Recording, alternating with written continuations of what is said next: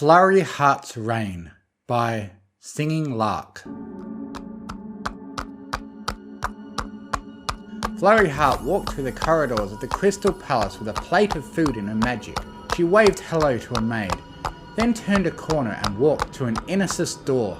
She gripped the handle, but it didn't open, not yet.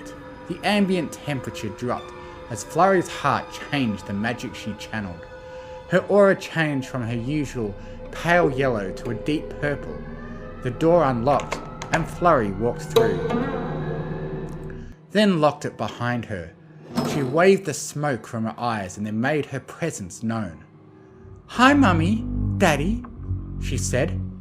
"I brought you some food, daisy sandwiches, frog eye salad and chocolate milk."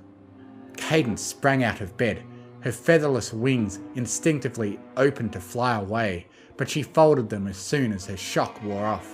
She couldn't fly anyway, not without her magic. Shining was nowhere to be seen. "I wanted to see you two, and don't worry, it's just us. No pony will bother us." Flurry Heart put the plate on the nearby table. "Cozy says hi. Where's Daddy?"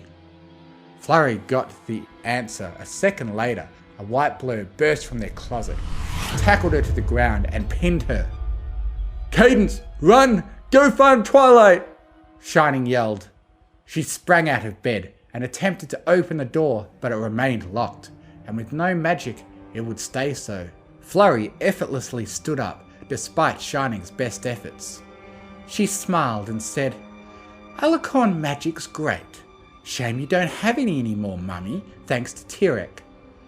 "I'm so much stronger than either of you." Her smile fell. "Don't do that again. I'll let it slide today because it was harmless, but if you ever do that to any pony else, whether it's a maid or Cozy Glow, you'll regret it. I'll bring Chrysalis, and then it will never happen again because you two will be my perfect little playthings. You've seen Trixie and Starlight Glimmer and how happy they were when I helped Chrysalis take over her portion of Equestria. You can hurt me any time you want, but if you ever do it again to any pony else..." Cadence sat on the floor, defeated. "Why did you have to free them?"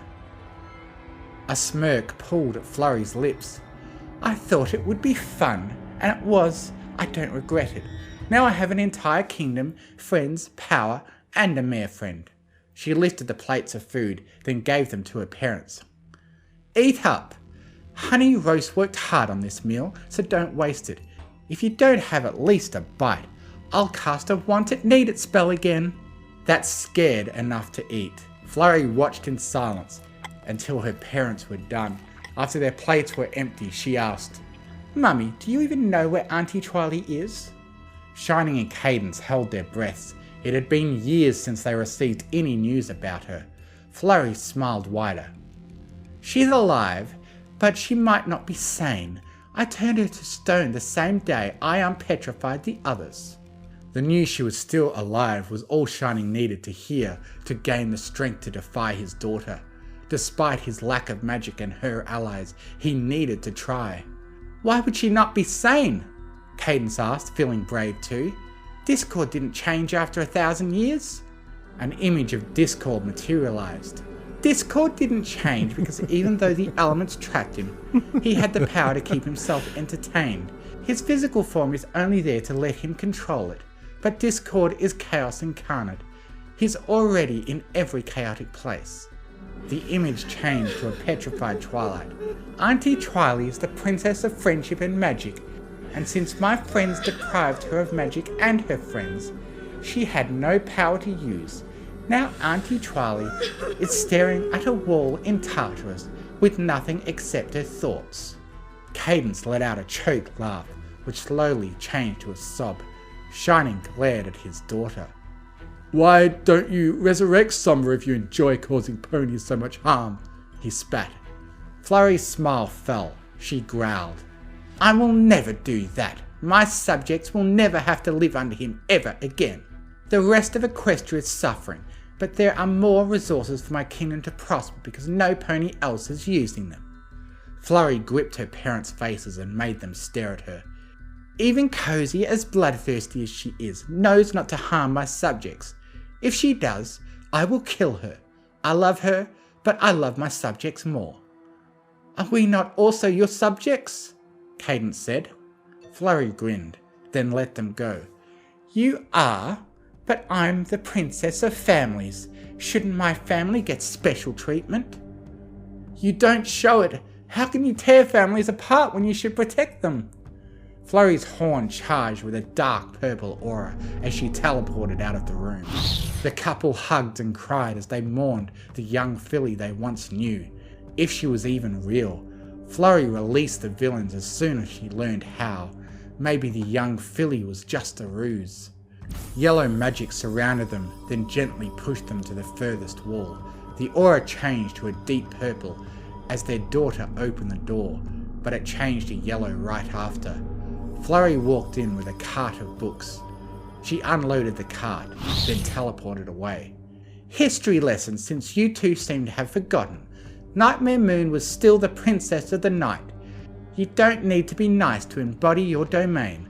I'm the princess of families. I rule over them. Nothing is saying I can't use my power to tear them apart or keep them together. I can do whatever I want, which is to keep my subjects safe and have the rest of Equus burn. She left the books, then walked to the door. You should study. Love you. Bye.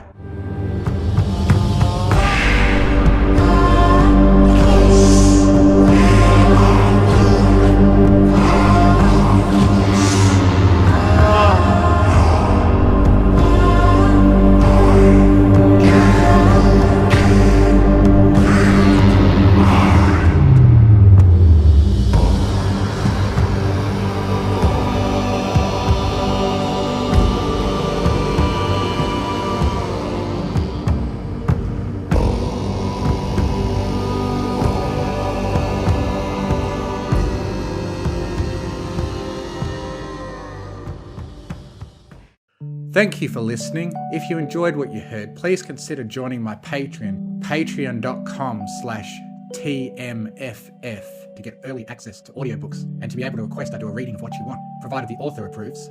Thank you to Artlist.io for providing the massive music and sound effect library that I have to work with. And most of all, thank you to the bronies who write the amazing stories that inspire me to make these. Fluttershy and Izzy are best ponies. I now have a Discord server where you can join in and chat with other fanfiction fans. If you enjoy what I do, you can donate to me on Ko-Fi, links in the description.